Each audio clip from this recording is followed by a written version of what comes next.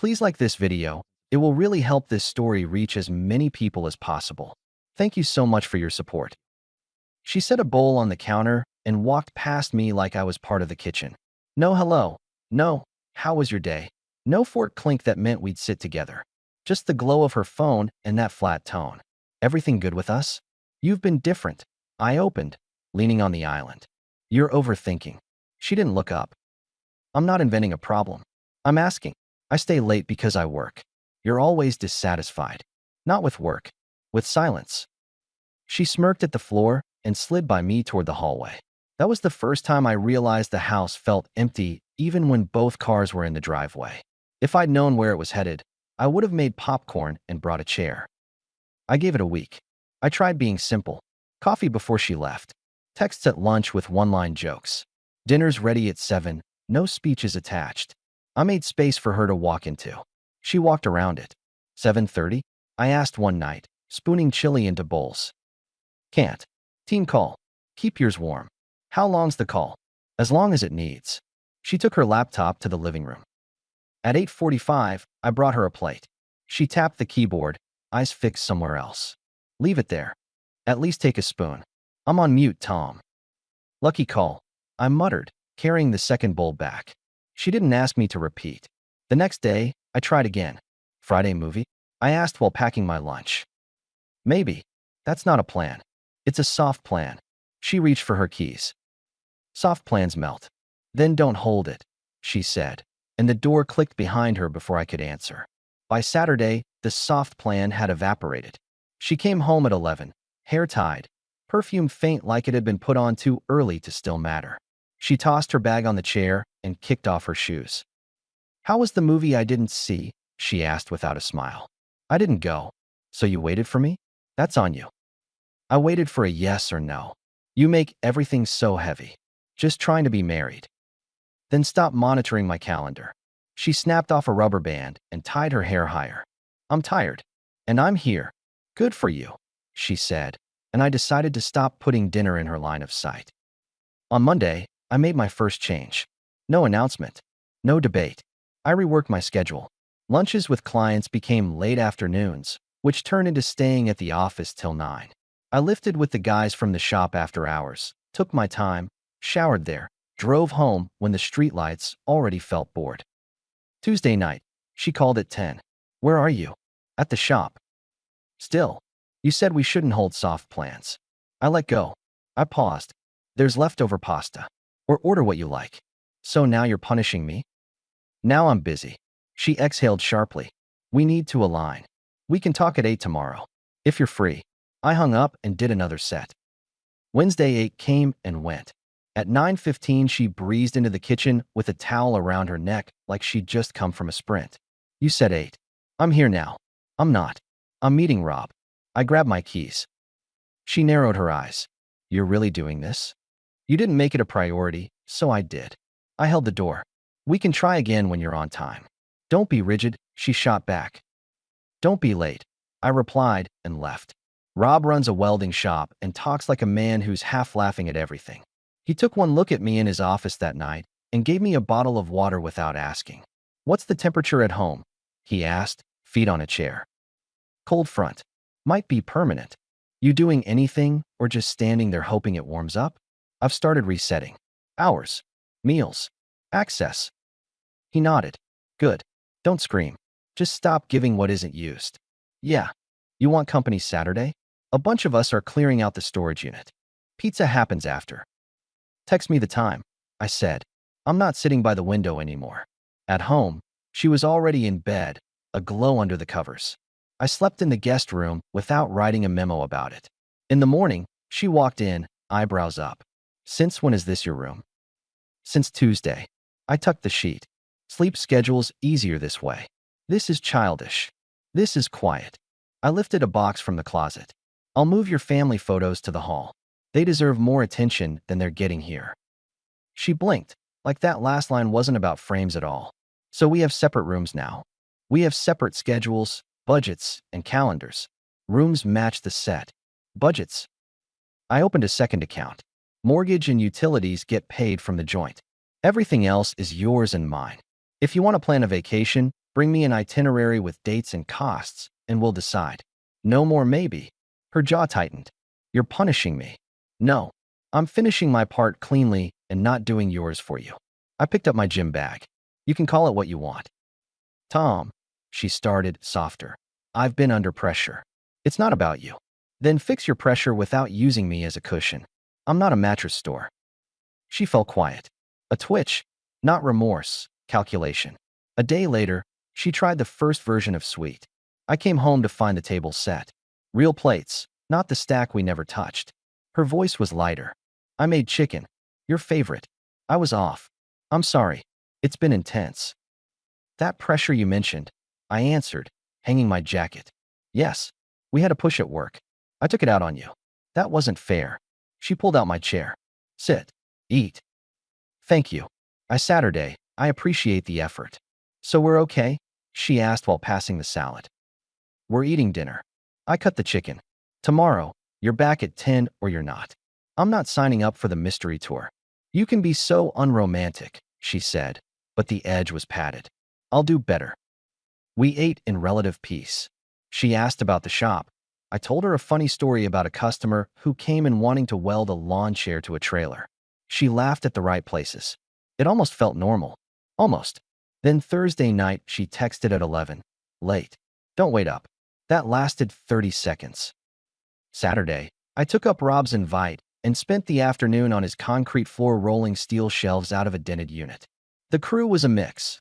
Rob's cousin Mike, who pronounces every vowel like it owes him money. A kid named Sean who says sir to men under 40, and Lexi from the office who coordinated the rental and threw out instructions like she owned the lease. Around 5, pizza arrived. Grease on cardboard. Loud voices. Good air. Your wife still playing Ghost? Lexi asked, wiping her hands. Lexi is the type who can be kind and surgical in the same sentence. Less Ghost, more tour guide, I said. Leads me around the house and points at empty rooms. She snorted. You going to keep following the little flag? I stopped. Changed the route. That's more like it. On Monday, I took initiative number 2. I emailed her and copied myself, simple and clean. From today, I'll handle my meals and my time. If you want to make a plan, send a concrete proposal by Wednesday each week. Otherwise, I won't hold space. If you're late, I keep moving. T. She replied, that feels transactional. I answered, respect is transactional. We just forgot the terms. 2 days of silence. Then another soft turn. She came into the shop with coffee and a bagel, the city still waking up behind her. You have a minute? She asked, leaning in the doorway. Rob lifted a brow, stood up, and gave us the office. He knows when to give a man space. What's up? I kept it short. I read your email 3 times. She placed the coffee. You're right. I've been distant. Work's been a lot. My boss has been pushing. He leans on me for everything. I've been flattered, honestly. Stupid. You know the boundary. I do. I'm owning it. She looked me in the face, calm. Can we start over? I'll send you plans. I'll be on time. I miss us. I watched her. It was the best performance so far.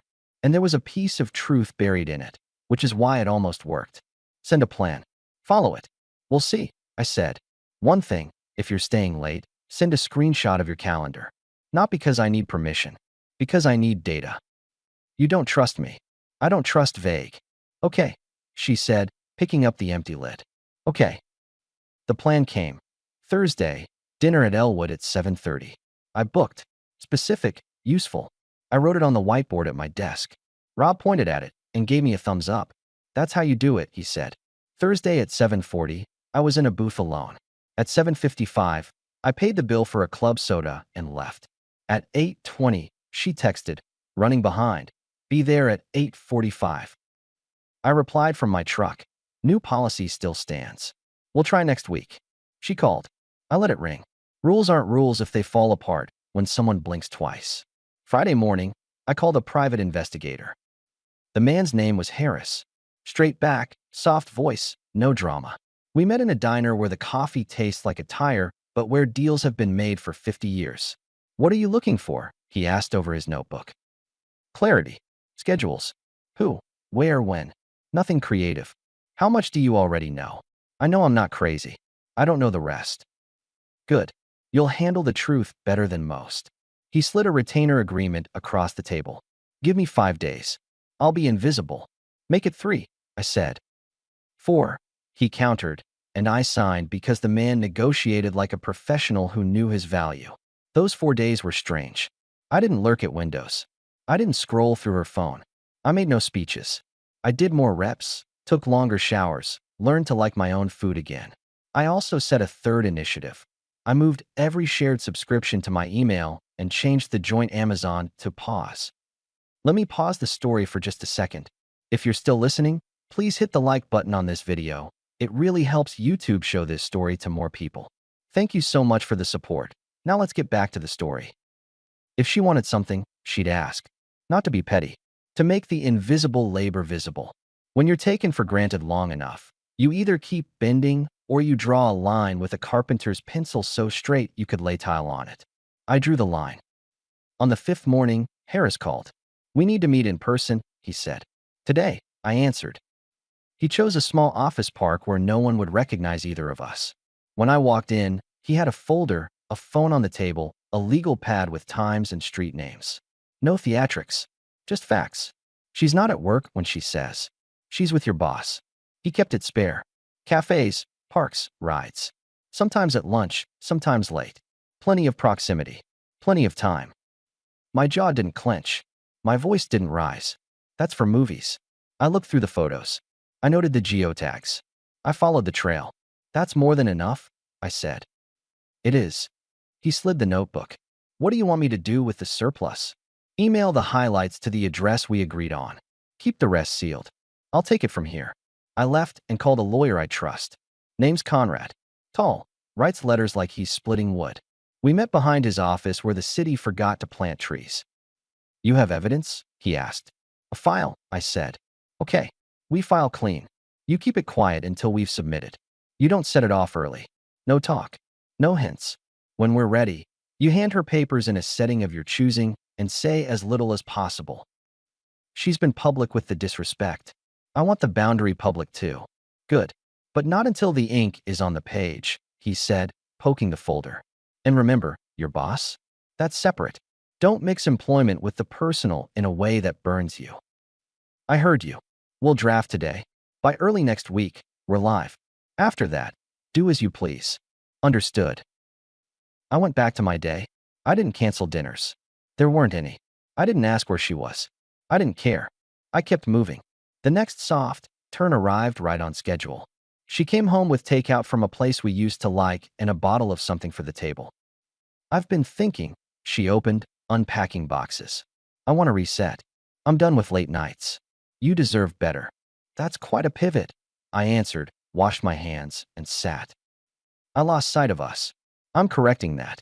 She smiled like the teacher who remembers your name after a month. What changed? I realized I was pushing you away. She set a plate in front of me. I don't want that. You're not wrong about pushing. I took a bite. But words don't carry weight here. Calendars do. I'll prove it. She touched my shoulder.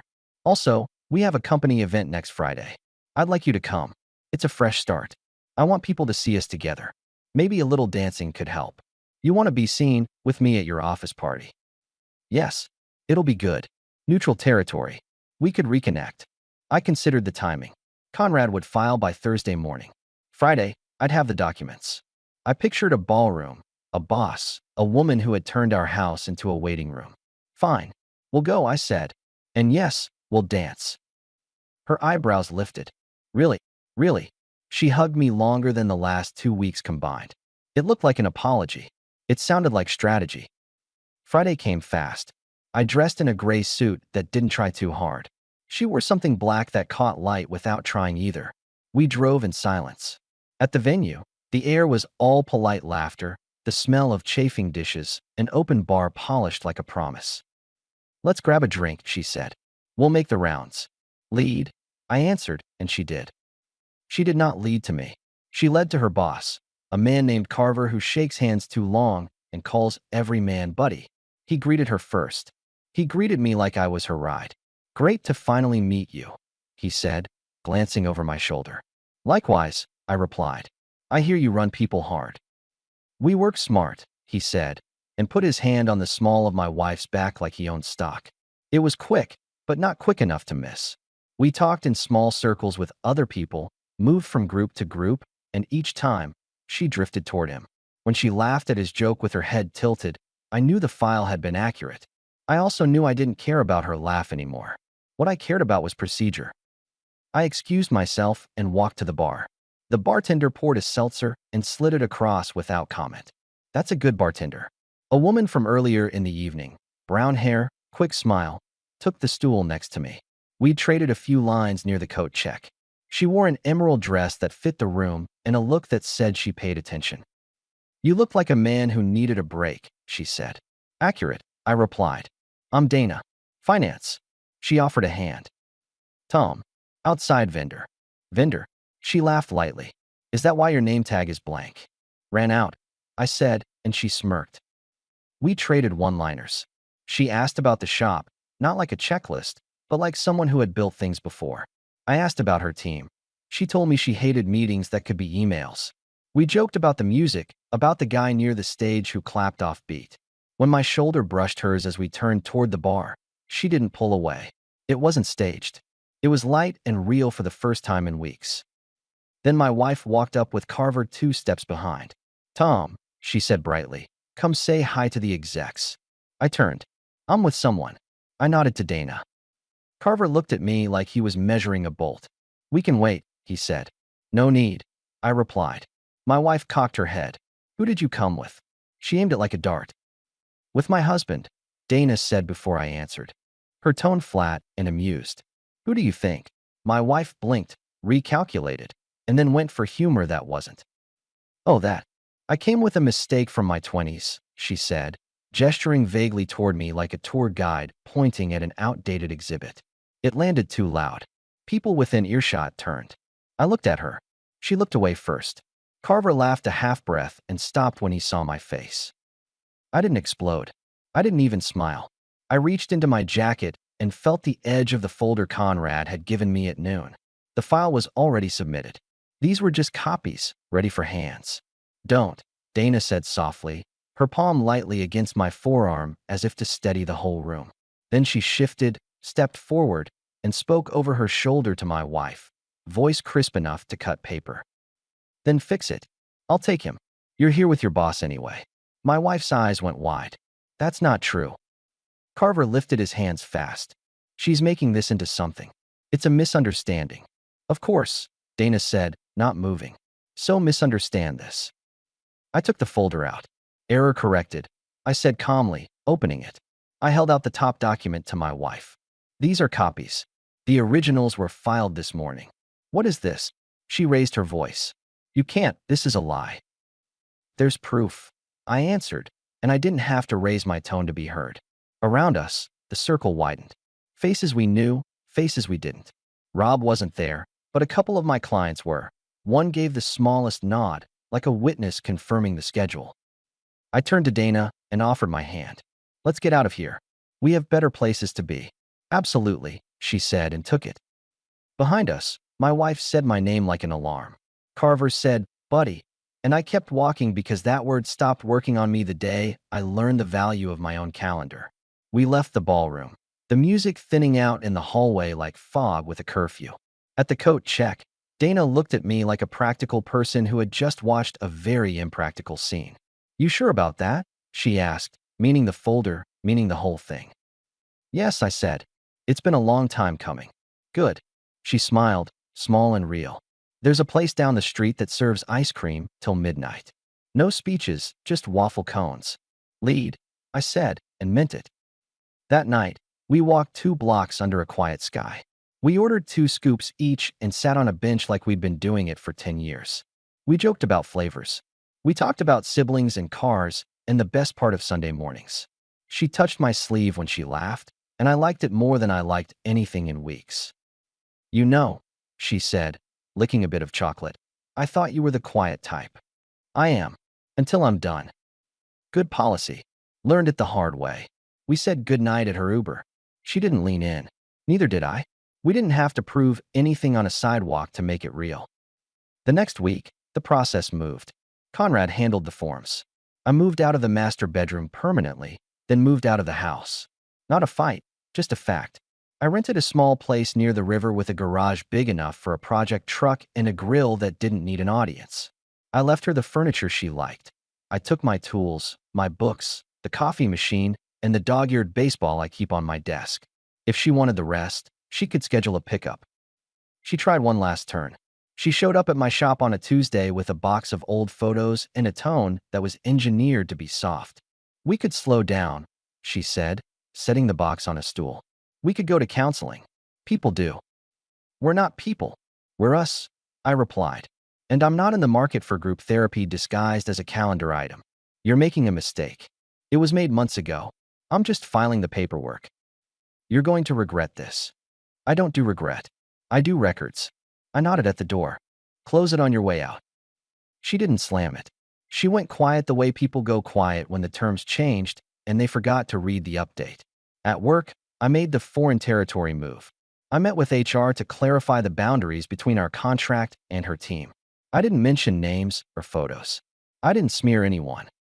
I simply set the terms. All communication about projects goes through email with timestamps. Meetings are scheduled, not hallway ambushes. If that doesn't work, we pause all work until it does. The HR lead, a woman with glasses that made her look permanently unimpressed, nodded, typed, and sent a follow-up an hour later that said exactly what I said. Carver kept his distance after that. On weekends, I saw friends. I stopped dodging invites. I went bowling with Mike and Sean. I fished with Rob. I let myself be around people who didn't need me to be anything but awake. Dana texted 3 days after the party. "There's a street fair Saturday. Don't worry, no name tags." I replied, "I'll be there. Noon. Hot dogs on me." We went. We walked. We ate like teenagers. She told me about a class she wanted to take that had nothing to do with spreadsheets. I told her about a cabin I'd been eyeing that had nothing to do with work. That afternoon, a couple of her colleagues from finance saw us and waved like they'd just lost a bet. "Do you miss her?" Dana asked once, no charge in it, just curiosity. "I miss the idea I had about us," I said. "That's different from missing her." "Honest," she said. "I can work with honest." The final meeting with my wife was quick. We sat at a neutral table, 2 chairs, a pen, a stack. She tried a gentle opener. "This is sad," she said. "It's fair," I replied. "Can we at least stay friends? We weren't good at being married. We'd be worse at pretending to be friends." She looked at the pen. "You really won't reconsider." "I've already reconsidered. That's why we're here." She signed. I signed. We stood. She went for a hug, half a step, then stopped herself. "Be well," she said. "You too," I answered, because I wasn't going to be cruel just to prove I could. When we walked out, Conrad shook my hand and said, "Clean." "Clean," I agreed. After that, life got simple the way wooden tables are simple. They hold weight without wobbling. I bought the cabin I'd been eyeing. 2 bedrooms, a long deck, a small dock where mornings look like a dare to be quiet. I traded in the old sedan for a truck that can haul lumber without complaining. Work stabilized because it always does when you stop bleeding energy into places that don't pay rent. Dana didn't become a trophy for surviving. She became a person in my calendar because I put her there and she wanted to be there. We made plans we kept. Breakfast on Saturdays, a hike on Sunday afternoons, a standing Thursday dinner that no one showed up late to. I didn't rush to label it. I didn't drag my last chapter into the next one. But there were signs that mattered. She met Rob and didn't try to impress him. She sat with Mike's wife and didn't interrogate anything. She laughed easily and nodded at other people. One night on the deck, she handed me a burger and said, "You ever think about doing this more officially?" "I do," I answered, flipping the bun. "I'm waiting for the right moment." "Don't wait too long," she teased, then bumped my shoulder like someone who already knew the answer and was just giving me an excuse to say it out loud when it was time. Every now and then, news from the old house reached me like a distant radio. She'd left Carver's team. Rumors said she moved to another department and then to a smaller firm. The big circles she had held onto were smaller now. The scene with currency had deflated. Her apartment was closer to downtown, more expensive, less warm. I didn't celebrate that. I also didn't fix it. The price wasn't mine to set anymore.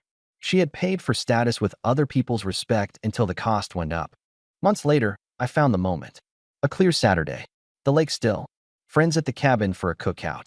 Dana standing by the railing in a sundress that had no agenda. I pulled the small box from my pocket while she was telling Sean about a joke at work that no one understood. I didn't kneel. I didn't make a speech. I looked her in the eye. I'm ready, I said. You? She blinked, smiled in that quick way she does when she's already made the decision. Yes, she said.